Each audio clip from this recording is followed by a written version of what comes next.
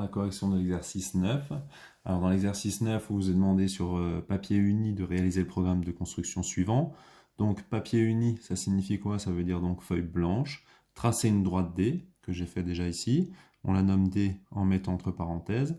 Construire le point P dont la distance à D mesure 3 cm. Si vous vous souvenez plus, il faut regarder dans le cahier de cours, en fait, qu'est-ce qu'il faut? Il faut tracer la perpendiculaire et mesurer donc perpendiculairement 3 cm par rapport à D.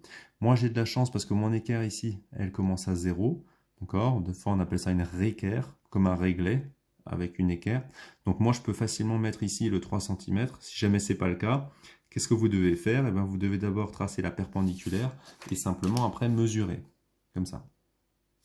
Une fois qu'on a placé le point P, donc on sait maintenant qu'il est à 3 cm, construire le point R tel que la droite D soit la médiatrice de PR. Alors pour que ce soit la médiatrice, on rappelle que la médiatrice d'un segment, c'est la droite qui est perpendiculaire à ce segment et qui passe par le milieu de ce segment. Donc ça veut dire que vous commencez par tracer la perpendiculaire, on prolonge, et une fois qu'on a fait ça, on se débrouille pour que le point d'intersection ici soit au milieu entre les points P et R. Donc il suffit simplement de reporter la longueur qui est ici, donc le 3 cm, de le mettre de l'autre côté. Voilà.